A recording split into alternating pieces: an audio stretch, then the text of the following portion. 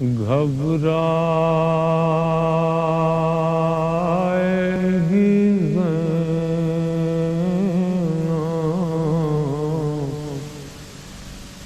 گھبرائے گی زینب۔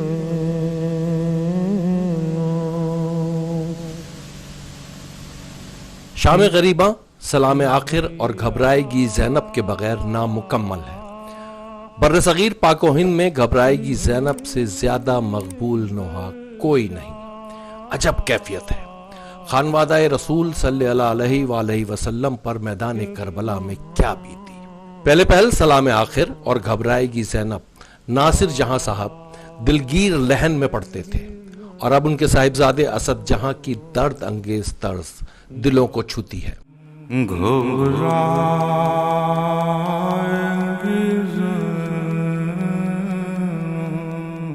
شام غریباں اور گھبرائے گی زینب لازم و ملزوم ہے۔ لیکن کیا آپ جانتے ہیں کہ شام غریباں کا باقاعدہ آغاز بر صغیر میں کب، کہاں اور کیسے ہوا؟ ویسے تو سن 61 ہجری 10 محرم کی شام غریب الغربا کی شام ہے، جب سے ہی یہ غم منایا جاتا ہے، مگر بر صغیر میں یہ روایت کیسے اور کب قائم ہوئی بڑی دلچسپ تاریخ ہے۔ اور گھبرائے گی زینب کس کا کلام ہے اور یہ کیسے شام غریباں کا حصہ بنا؟ چلتے ہیں تاریخ کے سفر پر اور جانتے ہیں۔ بھیا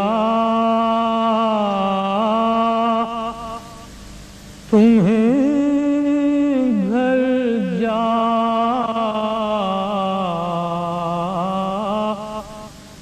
کہ کہاں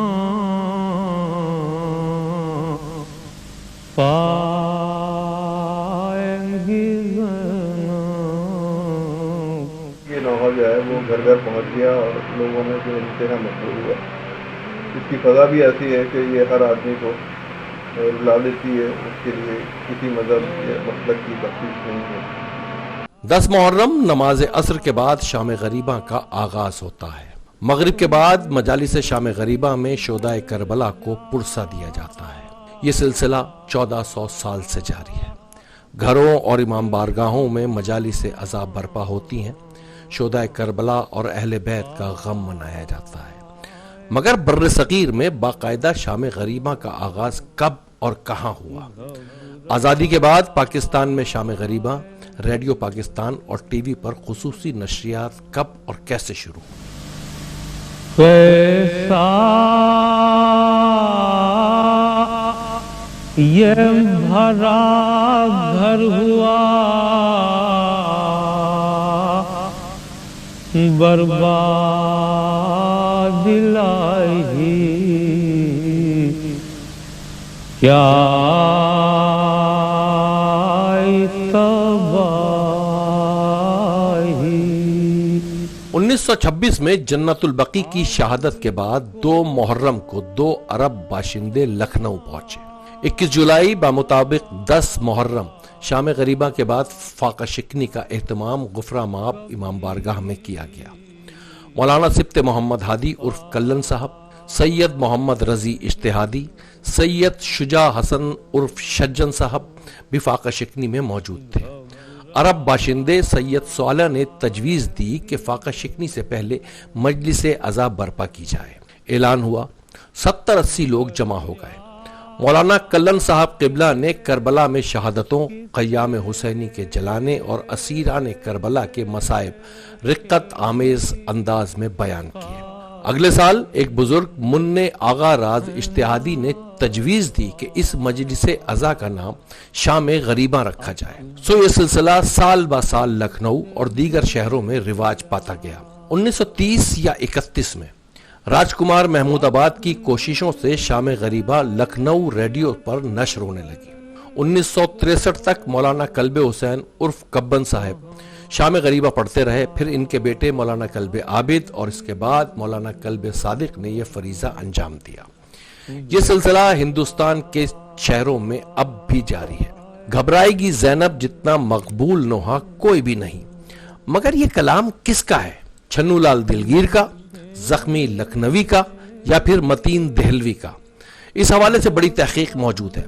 بہرحال یہ طے ہے کہ یہ کلام بر صغیر کی تقسیم سے کافی پہلے بھی لکھنؤ میں نوحے کے لحن میں خاصا مقبول تھا. مجلس، جلوس، امام بارگاہوں میں پڑھا جاتا تھا. مگر رسائی ادب میں معروف محقق اس حوالے سے متضاد رائے اور اسناد رکھتے ہیں. اس اہم سوال پر ادبی تحقیق کا جائزہ لیں گے، مگر پہلے پاکستان میں شام غریبہ کی تاریخ جان لیتے ہیں. اب اس کو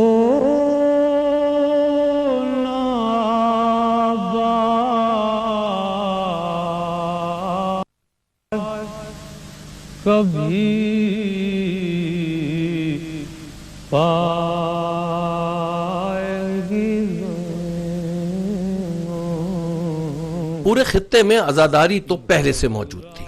1947 میں آزادی کے بعد شام غریبہ مساجد، امام بارگاہوں اور گھروں میں منعقد کی جاتی تھی. 1954 میں سید نجف حیدر جعفری نے ڈائریکٹر جنرل ریڈیو پاکستان زید بخاری کو خط لکھا کہ شام غریبہ ریڈیو پاکستان سے نشر کی جائے. 9 ستمبر 1954 بمطابق 10 محرم 1374 ریڈیو پاکستان سے پہلی شام غریبہ نشر کی گئی. بڑا امام بارگاہ کھارا در کراچی سے علامہ رشید ترابی کی شام غریبہ ریڈیو کے ذریعے پورے پاکستان میں اہتمام کے ساتھ سنی گئی. علامہ رشید ترابی کے بعد ناصر جہاں نے آل رضا کا سلام آخر پیش کیا. سلام خاک نشینوں پہ سوگواروں کا،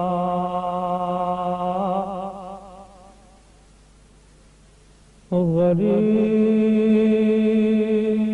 دیتے ہیں پرسا تمہارے پیاروں کا. اگلے سال بھی ترتیب یہی رہی. 1956 میں گھبرائے گی زینب پہلی بار پڑھا گیا. یہ بھی بڑا دلچسپ قصہ ہے. معروف مورخ ڈاکٹر عقیل عباس جعفری بیان کرتے ہیں کہ علامہ رشید ترابی کی مجلس مقررہ وقت سے کچھ کم تھی، یعنی 4 یا 5 منٹ کم پڑھ رہے تھے. زید بخاری صاحب نے ناصر جہاں سے کہا کہ یہ وقت پورا کریں. ناصر جہاں نے اپنی بیاض نکالی. سامنے گھبرائے گی زینب تھا. یہ لکھنؤ میں تیز ماتمی طرز پر پڑھا جاتا تھا. ناصر جہاں نے فوری طرز تبدیل کی، دھیمے غمگین لہن میں پڑھا. گھر جا کے کسے دیکھے گی قاسم ہے نا عباس، اکبر سے بھی ہے یار. اور اس کے شہرت عصمت لگی جب 1956 میں اسے ریڈیو پاکستان پر ناصر جہاں نے اپنی درد انگیز آواز میں پہلی دفعہ ریکارڈ کروایا، اور اس کے بعد یہ مجلس شام غریبہ کا لازمی جز بن گیا. بی بی زینب کے مصائب پر مبنی کلام لوگوں کا دل چھو گیا. اس کے بعد گھبرائے گی زینب ہمیشہ کے لیے شام غریبہ کا حصہ بن گیا. 1968 میں شام غریبہ پہلی بار ٹیلی ویژن پر پیش کی گئی. علامہ رشید ترابی کی مجلس، ناصر جہاں کا سلام آخر اور حسب روایت آخر میں گھبرائے گی زینب. یہ سلسلہ آج تک جاری ہے. آپ نے علی اصغر کو کہاں پائے گی زینب. 1973 میں علامہ رشید ترابی کی وفات کے بعد انہی کی ریکارڈڈ مجالس کئی سال جاری رہیں. ناصر جہاں صاحب کا انتقال 1990 میں ہوا. چند سال ان کا ریکارڈڈ سلام آخر اور گھبرائے کی زینب پیش کیا جاتا رہا. اس کے بعد پی ٹی وی پر ان کے بیٹے اسد جہاں دونوں کلام پڑھتے ہیں. اب تو تقریباً تمام ٹی وی چینلز پر اسد جہاں شام غریبہ کا لازم حصہ ہیں.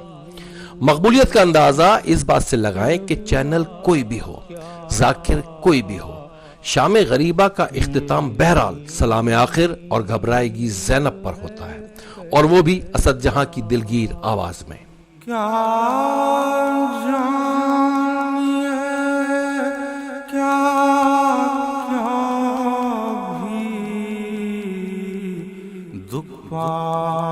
घबराएंगी ज़ैनब, घबराएंगी ज़ैनब। घबराएगी ज़ैनब किसका कलाम है? छन्नूलाल दिलगीर, जख्मी लखनवी या फिर मतीन देहलवी? इस हवाले से इसी डॉक्यूमेंट्री की अगली किस्त में तमाम सबूत और शवाहिद, तमाम तहकीक आपके सामने रखेंगे। आशूर काज़मी, डॉक्टर हिलाल नकवी, डॉक्टर अकील अब्बास जाफरी और डॉक्टर तकी आबदी जैसे मुहक्किक इस हवाले से क्या राय रखते हैं? शाम गरीबा हिंदुस्तान में या बर्र सगीर में कैसे आई, कैसे मनाई गई, बाकायदा आगाज़ कैसे हुआ, ये तारीख़ आपने जानी, कुछ थोड़ा बहुत घबराएगी ज़ैनब के बारे में भी जाना। लेकिन अगली किस्त में हम आपको इस बारे में निहायत तफसील से नादिर सबूत व शवाहिद, अदबी तहकीक आपके सामने रखेंगे। अकील अब्बास जाफरी साहब, डॉक्टर हिलाल नकवी साहब, डॉक्टर तकी साहब, ये कलाम वैसे तो छन्नूलाल दिलगीर का कहलाता है, मगर यह हकीकत नहीं है। ताज़ा तहकीक कुछ और कहती है। अगले किस्त में आपको इस बारे में बताएंगे। मिस्टर डॉक्यूमेंट्री चैनल को सब्सक्राइब करें और हाँ, बेल आइकन को दबाना ना भूलें ताकि नई मालूमात आप तक बर वक्त पहुँचे।